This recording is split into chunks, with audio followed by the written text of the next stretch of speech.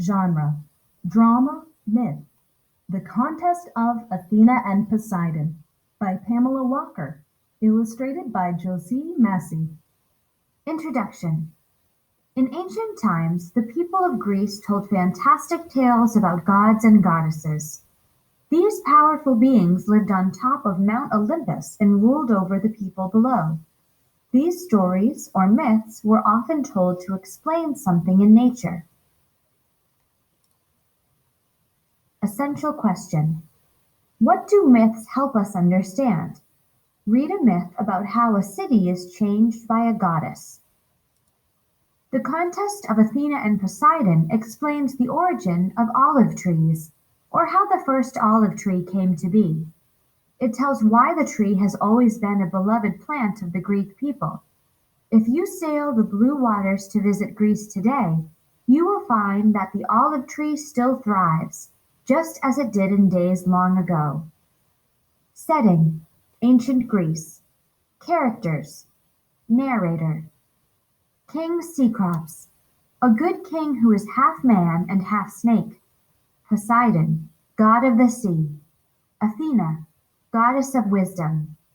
Lycos, the attendant to King Cecrops. Citizen 1, Citizen 2, Citizen 3.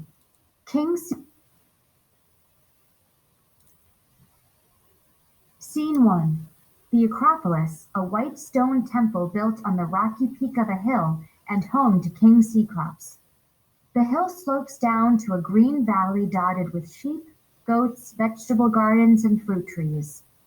Below this, the city is waking as shopkeepers open their markets, ready for a new day. Narrator: one morning King Cecrops looked out over his kingdom and smiled. King Cecrops, to his attendant: Lycos, do you see? This is a beautiful place I have created. Fruit sellers call out the names of juicy cherries, figs, and grapes. Merchants fill their stalls with stacks of bright cloth and shelves of pottery. And at the city's edge, farmers till the green fields. Lycos, agreeing: Yes, my king, all is well in your kingdom. Narrator: it was true. All was well in the kingdom. But King Cecrops and Lycos were not the only two to notice this. Poseidon: I look down from Olympus upon this young city. It is beautiful. But there's one thing this city needs: me. As your patron, I will bring this kingdom even more wealth.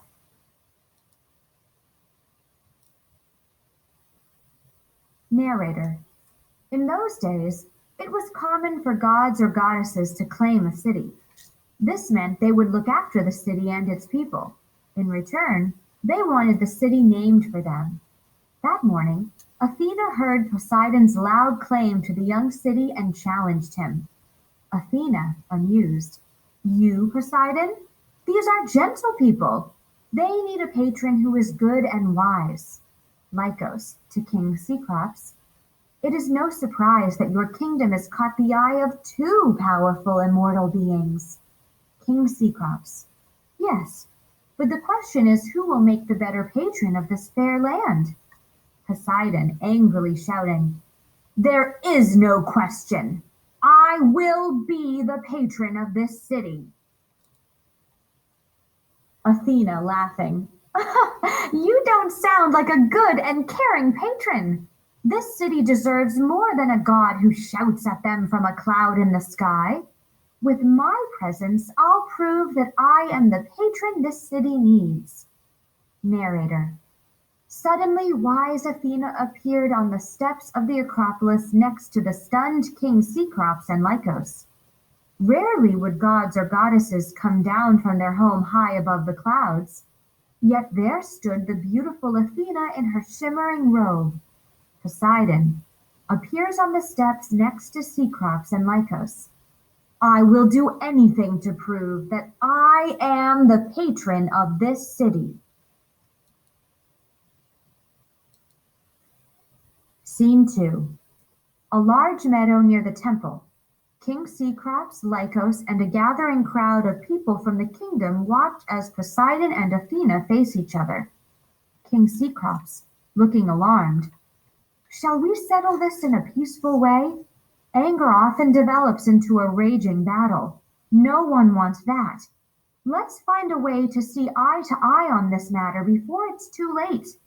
Poseidon, lifting his trident high. A battle, you say? Yes, that is the only fair way to decide. Athena, shaking her head. No, Poseidon. The only fair way is to let the people decide. We can have a contest. We will each present the city with a gift.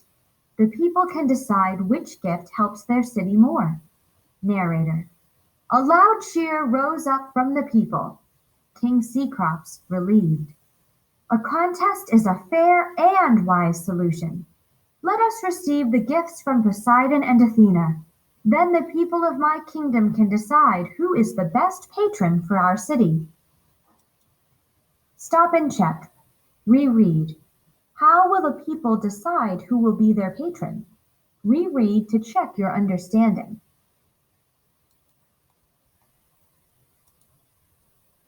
Poseidon, mumbling to himself. A silly contest. But no matter. My gift will be better than Athena's. To King Cecrops and the people of the kingdom, I will go first. After my perfect gift, there will be no need for Athena's pitiful offering. Narrator. Poseidon lifted his shining trident above his head. This golden weapon with 3 sharp prongs gave Poseidon power over the sea.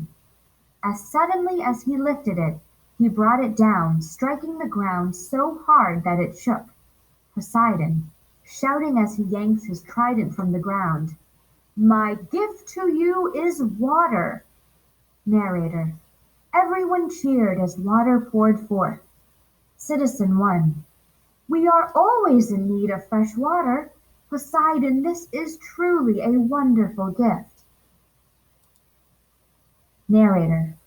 But soon the water began to gush, rising at an alarming rate. Frightened, the people fled into the hillsides. Citizen 2, upset. This is too much water. It is covering the flat meadows. Citizen 1. Oh no! Waves are lapping against the buildings at the edge of the city. Citizen 3, sipping water from his hand and making a face. This water isn't fresh. It's salty. It is of no use for drinking or for watering our crops. King Cecrops, whispering to Lycos. Much of my kingdom is now covered in useless water. My people and their farm animals cling to the craggy hillsides. I hope Athena's gift is far better.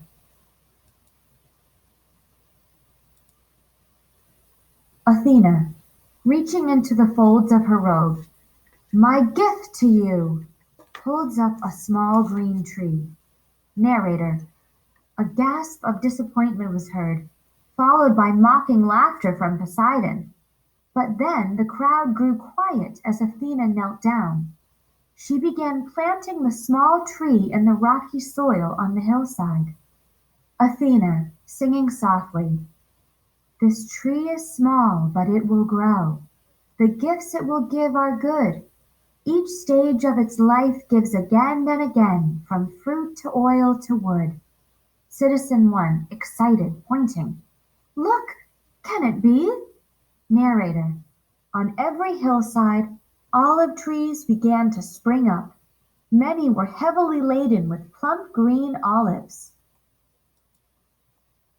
Athena, singing softly. The wood of these trees is hard and lasts for many, many years. The trees bear olives. They are tasty to eat, and their oil is the best in all the lands. Citizen 2.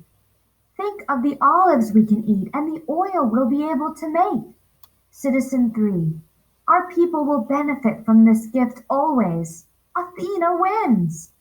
Narrator. A loud cheer rang through the hills as people called out Athena's name. Poseidon, angry about the decision, left amidst a grumble of thunder. Stop and check. Reread. Why does Athena win the contest? Reread to check your understanding.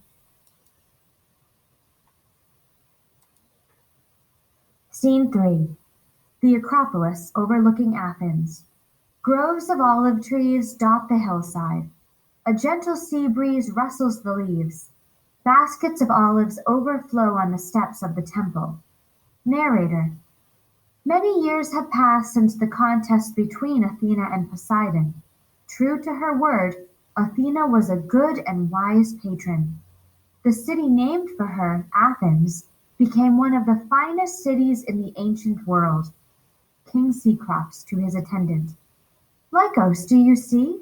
With Athena as our patron, this kingdom thrives like never before. People around the world want our olives.